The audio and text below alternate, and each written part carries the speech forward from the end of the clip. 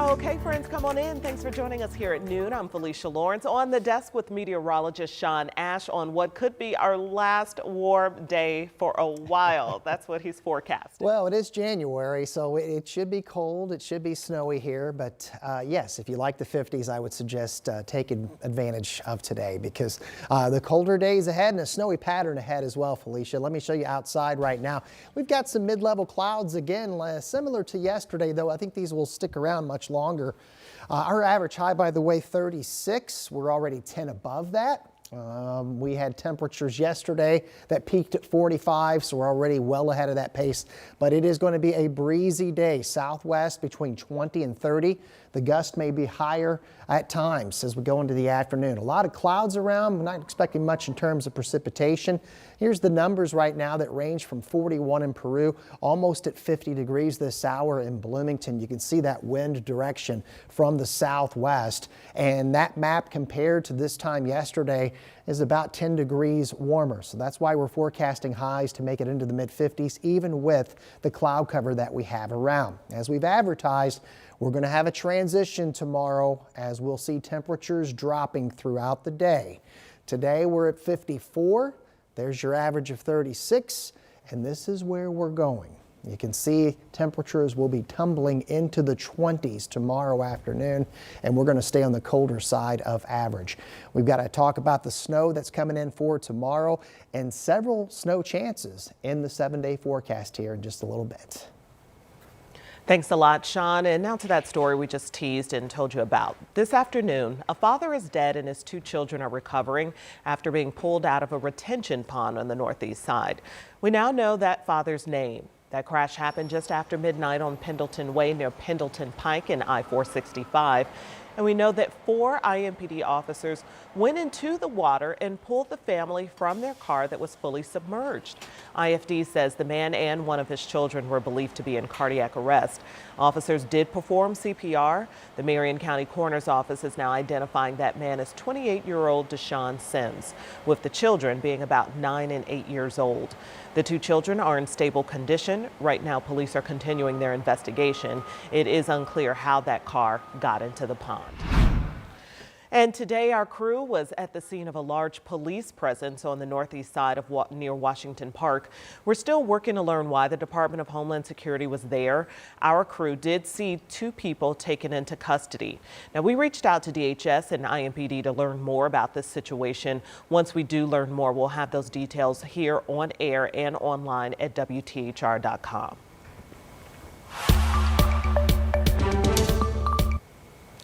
Former Indianapolis Metropolitan Police Officer Myron Howard is back in court today. Our crew there says the state is still making their case as the courtroom is hearing victims' testimony. Howard faces charges from an August 2023 incident where he allegedly had sex with a woman in the back of his police car in exchange for a ride home. So the video you're looking at now is from August. That's when he was tried and found not guilty on a similar charge. Howard had responded to the scene where the woman had wrecked her car on 31st and Sherman. He is charged with official misconduct, making an unlawful proposition, public indecency, and public nudity. And Barry Morphew is pleading not guilty to first-degree murder in the death of his wife. Suzanne Morphew was a native of Alexandria, Indiana. She disappeared on Mother's Day in 2020 in Colorado. So this is the second time Barry faced a potential murder trial. He was previously arrested and charged in this case in May of 2021 before anyone found Suzanne's body. Days ahead of that trial, prosecutors dropped the charges. Then a grand jury indicted Barry last June. Prosecutors believed he killed Suzanne, citing new evidence they say ties him to a tranquilizer found in her system. Authorities found her remains in rural Colorado more than 3 years after she disappeared. Barry has always maintained his innocence. He's due back in court in March.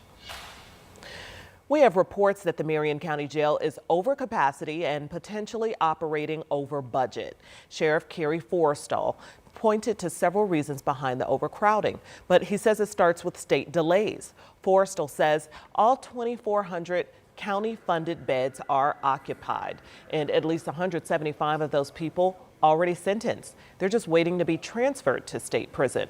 Forrestal also says recent changes to the county's bail system and shifts in immigration enforcement are keeping more inmates in jail for longer. I'm sure it's cheaper to leave them here at $46 a day than it is to house them at the state prison. But that's Marion County taxpayers that are then absorbing that cost.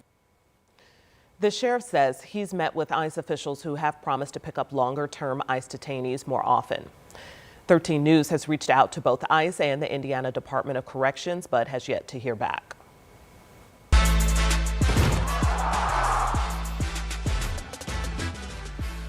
Okay, we're talking sports here because the Hoosiers are going to Miami. We're going to see the team face off against the Hurricanes in Hard Rock Stadium. And getting there is not going to be cheap. It's going to cost you. Luckily, there's some stuff happening a little closer to home that's much easier on the wallet. Logan Gay went to Bloomington where fans got some Hoosier hype on the house. The hype is real here in Bloomington as IU is gearing up to face Miami. Fans race here to the upstairs pub to get their hands on one of these newly released collector's posters.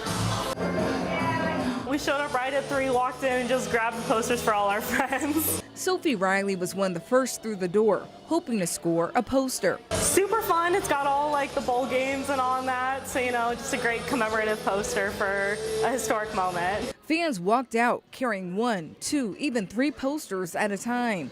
Each one a keepsake of a season they won't forget. I just think it's part of history. It may never happen again. I think we're doing really well.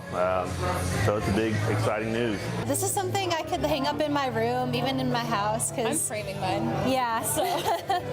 But it's like a memory. We're going to the national championship, and this is just like showing it. Something we'll never forget. The artwork captures every step of IU's historic run, including the team's final stop. I love the beach. There's like all these different references to Miami, obviously, because we're going to be there. But I love Kurt. He's not happy. What about Cincinnati? That's a good representation because he never smiles, and he's not smiling. And even if some fans aren't heading to Miami, they say they'll be cheering just as loud from right where it all began, Bloomington. I hope they knock this out of the park in the next game, which I think they will. We'll definitely win. If we crush Oregon, we're going to crush Miami. So it'll just be fun, so much energy. Now all that's left to do is wait and see if this historic team has one more win left in it. In Bloomington, Logan Gay, 13 News.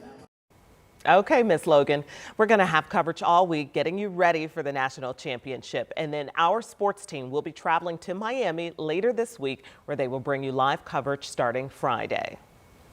And in more news in sports, Indiana Fever legend Tamika Catchings is back with Pacers Sports and Entertainment in a new role. Now she is an ambassador. Catchings will now work with the Fever and Indiana Pacers and Noblesville Boom in the role. Officials say she will help with sponsorship, business initiatives, and events representing the organization's vision and growth.